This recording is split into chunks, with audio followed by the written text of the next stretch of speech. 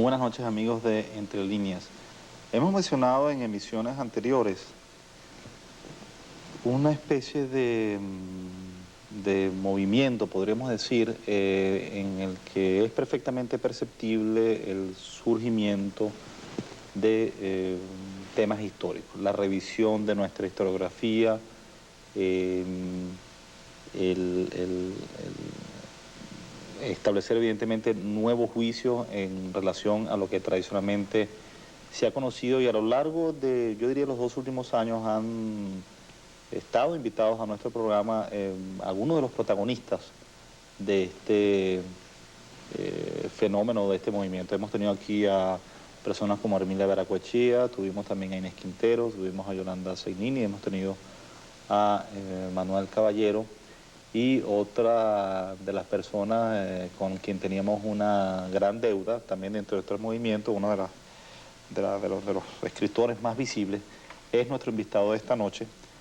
Elías Pino Iturrieta, quien, con motivo de la muy reciente edición de su último libro, Contra Lujuria, Castidad, en la colección Trópicos de Alfadil Ediciones, que dirige, por cierto, una colega suya, Yolanda Segnini, nos han deslumbrado con 3 casos perfectamente ubicados en el siglo XIX, en torno a 3 personajes conocidos, y como su mismo nombre lo dice, Contra Lujuria y Castidad no es otra cosa sino un rastreo minucioso sobre los mecanismos de poder, el papel de la Iglesia durante el siglo XIX y de alguna manera la dinámica social y los márgenes de permisividad, de licencia que tenían los hábitos o los vicios, pues, de una sociedad en formación. Bienvenido, Elías, a nuestro programa. Yo creo que este libro, de alguna manera reafirma una beta por la que tú eh, te has definido claramente, que es, y ya sabemos bien que hay rastreos o hay, digamos, mucho movimiento precursor, por ejemplo, en la historiografía que se está haciendo en Francia desde hace mucho tiempo, que es un poco, y que nos ha revelado, evidentemente, cosas mucho más decisivas que la historia oficial, que es este rastreo de la vida cotidiana, ¿verdad? De las mentalidades, del pequeño detalle, de esta especie de estudio casi arqueológico, donde se van descifrando diferentes etapas, y donde, o capas mejor dicho, y donde al fin y al cabo muchas veces surgen signos o surgen verdades mucho más decisivas que las que el vulgo maneja, ¿no? Es un poco, creo, lo que está muy bien dicho en tu prólogo, ¿no? En este libro. ¿Cuál es un poco tu posición frente a eso, frente a lo que han sido los grandes patrones de la historiografía, eh, digamos, oficial, y este movimiento, que no sé si llamar movimiento, de historiadores que están evidentemente haciendo una revisión continua de nuestros procesos? Bueno, yo diría que esa historiografía oficial es como muy tiesa, Antonio, demasiado perfecta, nos presenta un mundo de modelos, un mundo de paradigmas en los cuales es muy difícil que la gente se pueda reflejar. Uno ve ese espejo del pasado y ve mármol más que todo, cosas perfectas, héroes extraordinarios, una epopeya, y yo creo que la gente que hace la historia, que es la gente de carne y hueso, desaparece por completo. Muchas veces la gente se pregunta en Venezuela por qué hay tanta ignorancia de la historia o por qué no se enseña historia. Yo creo que a lo mejor sí se enseña, pero es esa historia de la cual uno no se enamora mucho. Uno se enamora de la familia de uno antigua cuando le conoce más o menos sus defectos, sus cualidades también, pero sus defectos. Si nuestros abuelos y nuestros bisabuelos son demasiado estatuas, yo no los veo como parte de mi familia, y yo creo que eso es lo que ha pasado con la enseñanza de la historia y con la historiografía oficial. Las nuevas corrientes, como tú las has denominado, pues procuran simplemente ver todo tipo de cosas de todo tipo de hombres, ahí está la diferencia. Y el problema está en que todo tipo de hombres abarca demasiado, y uno tiene que rastrear la mentalidad en la medida de lo posible, tomando ciertas claves. Y en el caso del trabajo mío, se procuró una clave a través del pecado, que parecía como una motivación, o es evidentemente una motivación muy importante del hombre como individuo, pero también como sociedad, pero dentro de un cierto sector social se procuró buscar casos referidos al grupo que de alguna manera era la cabeza del proceso social, que era el mantuanaje, la aristocracia agraria y comerciante, pero procurando que alrededor de cada una de las peripecias de estos caballeros que forman parte del libro, circulara toda la sociedad. Está presente la iglesia, por supuesto, que en ese momento es un poder eminente, pero también la gente sencilla, que denuncia el pecado o que se presenta como testigo ante las causas que están corriendo en el tribunal de la curia, lo cual entonces puede permitir más o menos como la elaboración de un panorama de cómo el venezolano reaccionaba en la segunda mitad del siglo XVIII frente a la solicitación del ambiente. Yo creo que ahí está la idea. La historia oficial no nos muestra cómo la gente sencilla o no sencilla reacciona frente al ambiente. Es decir, que esto no significa únicamente cómo piensa, sino cómo se viste, cómo siente, cómo produce sentimientos de simpatía o de antipatía, de odio, de dolor, de alegría, algo que va mucho más allá del pensamiento, mucho más allá de las ideas y por supuesto mucho más allá de los grandes sucesos que son las batallas y los grandes libros que escribieron y el trabajo educativo en las universidades, que más o menos se conocen. Yo creo que hay un mundo mucho más rico, un mundo mucho más esencial, que no se puede rastrear sino cuando se confrontan las actitudes frente a lo cotidiano. En este caso lo cotidiano es el pecado, y alrededor de eso tratamos de describir un comportamiento colectivo. ¿Y cuáles son esas actitudes? Porque uno de los balances que yo como lector establecí en tu libro es que realmente hay valores culturales ahí de mucho peso. O sea, en ese comportamiento de nobles o de gente principal que salta barreras, que digamos permite o que hace posible que el castigo, digamos que al fin y al cabo responde a un principio de equidad, no le llegue. ¿Qué signos ya está revelando nuestro siglo XIX sobre los hábitos venezolanos, sobre la cosmovisión del venezolano, perdón, del siglo XVIII? Yo creo que hay muchas cosas, En primer lugar, el sentimiento, la realidad llamada pecado. Yo creo que el pecado es un fenómeno histórico permanente del venezolano. Es lo que aquella parte del pasado que, como decía José Gaos, no pasa. Ahora, el pecado no se relaja en América. Eso es lo que nosotros tendríamos que examinar con más cuidado. Eso es lo así que como se relaja la Inquisición. En un artículo tuyo reciente mencionabas eso. Sí, la Inquisición se relaja porque no hay relapsos, no hay herejes. En América no hay herejes, hay que inventarlos. Pero en Venezuela y en América sí hay pecadores, no hay que inventarlos. O vienen de ultramar o salen aquí. Y el pecado de la carne es inevitable, por así decirlo. Entonces, esa sería la primera permanencia, el pasado que no pasa. Se observa en el siglo XVIII, pero se debe ver también en el XIX y en el XX. Cómo la gente reacciona frente a la fornicación. Esa sería una primera cosa importante que pudiera uno ir rastreando hasta llegar a nuestros días. Pero alrededor de ese punto, que es como medular, digamos, están las cosas que sí son mucho más evidentes. En primer lugar, la influencia eclesiástica. Ya vemos en estos días al gobierno reaccionar, por ejemplo, contra las intromisiones, entre comillas, de Arturo Sosa. Yo creo que si ellos vieran cómo era la iglesia en el siglo XVIII, se darían cuenta de que Arturo Sosa es más bien un monaguillo tranquilo, porque los obispos del XVIII establecían las reglas de la vida, y los curas de pueblo también. Y el brazo secular le temía mucho a la autoridad de la iglesia. Yo creo que la manera como la iglesia dirige nuestra vida es otro elemento fundamental desde el siglo XVIII hasta nuestros días, que también debemos seguirle la pista para ver si logramos algún día más o menos saber cuál es nuestra mentalidad peculiar, porque se supone que nosotros la tenemos. Pero luego está, y esto es quizás lo más esencial, la diferencia entre los hombres. Los hombres no son iguales, dice la Iglesia desde el siglo XVI. No son iguales. No son iguales. Las constituciones sinodales, para el caso particular de Venezuela, establecen dos grandes diferencias. Existen los padres de familia y existe la multitud promiscual. El pecado es lo mismo, pero los pecadores no. Y por consiguiente tiene que haber un trato distinto para cada uno de ellos. Eso lo admite la Iglesia. Eso lo admite la Iglesia y está escrito en las constituciones sinodales. El padre de familia es aquel que tiene servidumbre y esclavitudes, es decir, el mantuano, el blanco criollo. La multitud promiscual es un ser menor, o es un conjunto de seres menores, integrado fundamentalmente por el indio y por el negro, que son incapaces aún a veces hasta para recibir la Eucaristía. Yo creo que ese dictamen eclesiástico de que los venezolanos, los hijos de Dios, no son iguales, permanece todavía.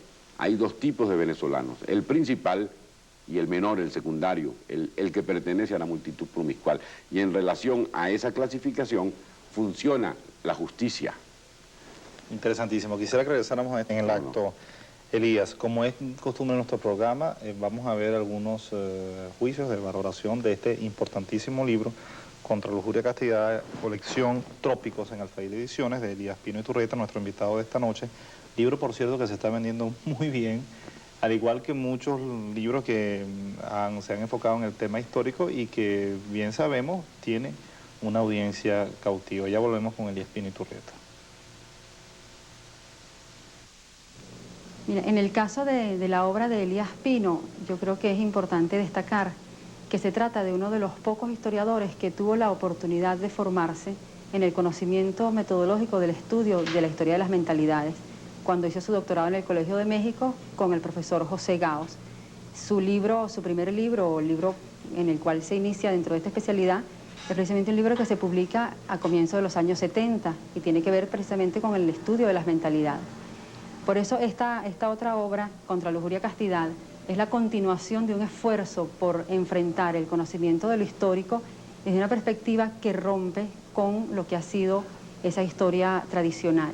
Es la búsqueda a través de 3 casos de pecadores venezolanos del siglo XVIII, además 3 pecadores estelares, porque son precisamente hombres de la alcurnia de la ciudad, hombres de eso, cabezas de familia, hombres que son representantes y expresión de lo que son las ideas dominantes de la sociedad, que incurren en pecados sexuales importantes. Entonces, el libro procura desmontar toda la valoración que hay de la sociedad sobre estos pecadores, las limitaciones que impone el hecho de ser ellos hombres de los estamentos principales, los pareceres del pueblo, y cómo al final simplemente no ocurre nada con los pecadores, sino que la misma sociedad busca la forma de preservar sus valores en la medida en que que termina sin condenar y sin que haya demostraciones contra estos pecadores del siglo XVIII. La otra virtud que tiene la investigación de Elías Pino Iturrieta contra lujuria y castidad es que presenta la otra historia, la otra cara de la historia. Enfrenta a la historiografía oficial que establece que los personajes, los protagonistas de la historia son héroes, inmaculados, perfectos, individuos que trascienden la naturaleza humana para ser especie de dioses. Y la historia oficial es el catálogo de todos estos individuos que han sido inmaculados, que carecen, que no cometen las debilidades de los seres humanos. Y resulta que la historia no es solo la historia de los héroes, además de que los héroes también son seres humanos, es la historia de esos otros personajes, el antihéroe, que también conforma nuestra historia. Estos otros personajes tienen debilidades, cometen pecados, cometen delitos. Es la otra cara de la historia del antihéroe.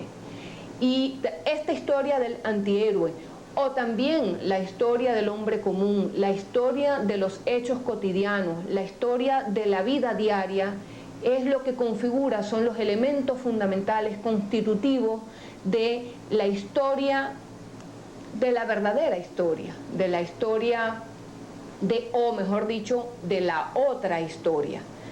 Volvemos con nuestro invitado de esta noche, Elías Pino Iturrieta. Elías, te había interrumpido en esta especie de diferencia que tú establecías cuando la Iglesia del siglo XVIII consideraba o establecía juicios distintos para, digamos, los principales y el resto de esta sociedad, llámese promiscua, o como se llame. Me sorprende mucho, por ejemplo, ahora, ¿no es eso una mentalidad radicalmente distinta a la de la iglesia misionera de los comienzos de, digamos, de la implantación en América, donde al fin y al cabo se tendía, corrígeme tú por favor, sí, se tendía a establecer principios de igualdad y principios de justicia en esta especie de buenos, de salvajes?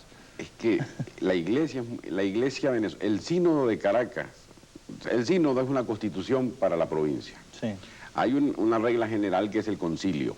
Se ha celebrado el concilio de Trento. Así es. Pero en cada región de la cristiandad hay que traducir el sínodo, porque la región es distinta de acuerdo con las peculiaridades. Bueno, la traducción del sínodo, del concilio, en el caso nuestro sería el sínodo de Caracas, pero el sínodo nuestro es del siglo XVI, de esa época justamente. Lo que pasa es que es bien importante el sínodo. No lo reforma el arzobispo en el siglo XVIII, lo mantiene.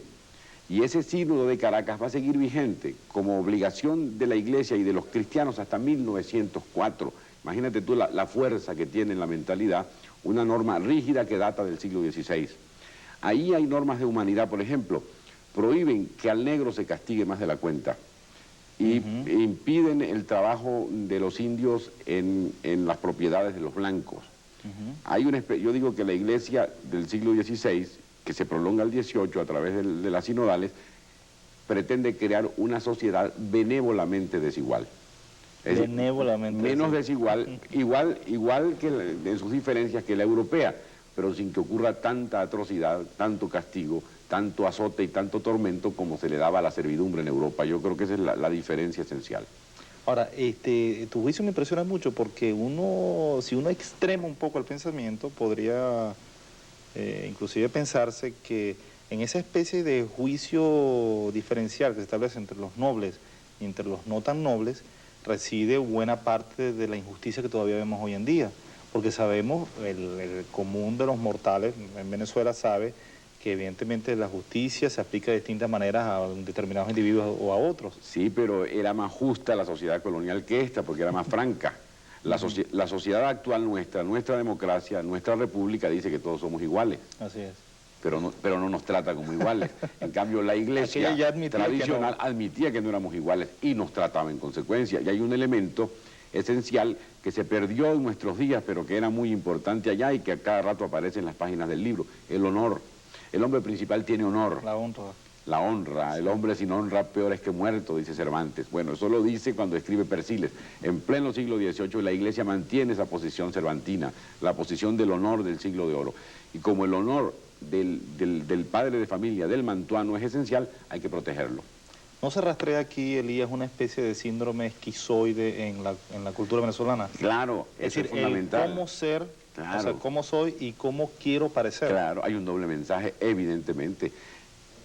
El pecado es malo, pero cuando lo comete el cura de Cúpira, que es uno de los protagonistas, o cuando lo comete Juan Vicente Bolívar, o cuando lo comete un fraile acusado de homosexualidad, no se publica, se protege, se le resguarda, se trata con mucho sigilo. En cambio, a las personas que pecan con ellos, las llamadas cómplices, las amantes de Juan Vicente Bolívar o la querida del cura, públicamente se muestran.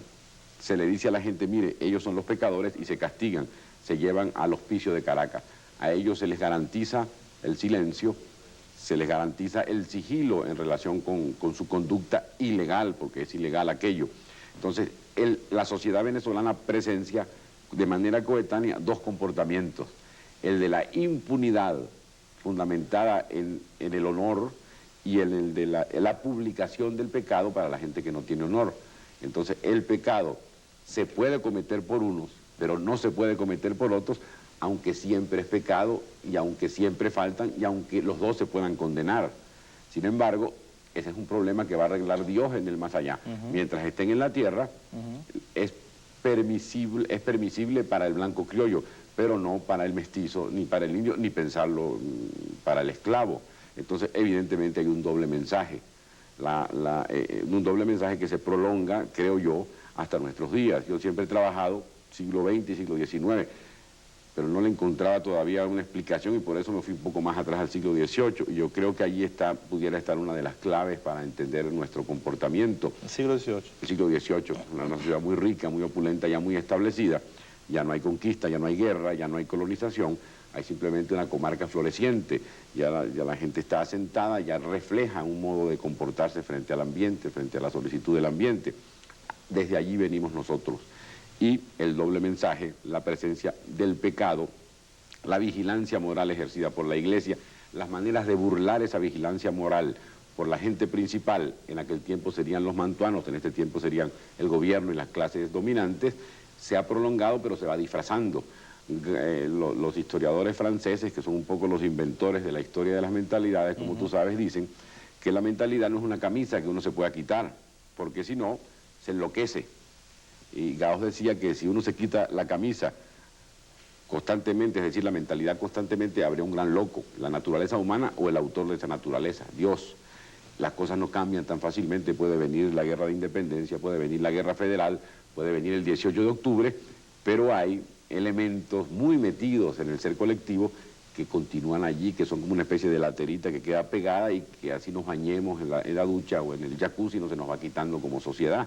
Yo creo que en la medida en que eso se vaya observando, quizás entenderemos por qué andamos como andamos sin calificarlo. Yo creo que sin pretender demasiado, muchas de esas cosas pudieran verse allí en ese trabajo. Bueno, muy agudos los comentarios de nuestro invitado de esta noche. Lástima que el tiempo sea tan criminal en televisión. Contra lujuria, castidad, en la colección Trópicos de Alfadil Ediciones, el último libro publicado por Elías Pino Iturrieta, con estos casos en torno al pecado, como bien han dicho nuestro invitado, y de personajes conocidos de nuestro siglo XVIII. Algunas novedades que hemos recibido esta semana, fundamentalmente entregas de la Universidad Católica Andrés Bello y de su muy activa dirección de publicaciones, Angelina Pollack-Eltz, Cultos Afroamericanos. Igualmente, estructuras de los medios de difusión en Venezuela, de Lulú Jiménez y Ángela Hernández, un libro escrito a dos manos y uno de los estudios más interesantes pues que sobre este tema se haya hecho. Lulú Jiménez también es una gran conocedora de literatura caribeño. Un libro de muchísima utilidad, Guía 100, su nombre lo dice todo, o su subtítulo lo dice todo, 100 trámites usuales y sus soluciones para el ciudadano. Esta coedición de la COPRE y de Monte Ávila Editores. Aquí tendrán nuestros televidentes manera para esclarecer cualquier tipo de diligencia ante el sector oficial, para sacarse pasaportes, para sacarse cédula, cómo se solicita un crédito en INAVI, cómo se solicita una regulación de bienes inmuebles, en fin, todos los servicios que ofrece Hipostel, en fin, todo lo imaginable. 100 guías, pues 100 trámites para encontrar soluciones o para que el ciudadano encuentre soluciones. Y esta serie también de la Universidad Católica Andrés Bello, los cuadernos docentes, Centro de Estudios Religiosos pues de LUCAP, Introducción al Estudio del Hombre, la Universidad y los Retos de la Conciencia Moderna, de Miquel de Viana, un conocido investigador jesuita. Le recordamos a nuestros televidentes la cita obligada de libreros, editores y escritores, la Feria Internacional del Libro de Caracas, entre el 7 y el 15 de diciembre de este año, patrocinada por Funda Libro, en los espacios del Teresa Carreño. Elías, ha sido un placer tenerte con nosotros y espero que esta conversación la retomemos en cualquier momento. Gracias por tu invitación, Antonio. Y a ustedes, como es ya costumbre, los invitamos a una próxima emisión de nuestro programa Entre Líneas, el próximo jueves a las 11 de la noche por Venezolana de Televisión. Muchísimas gracias y muy buenas noches.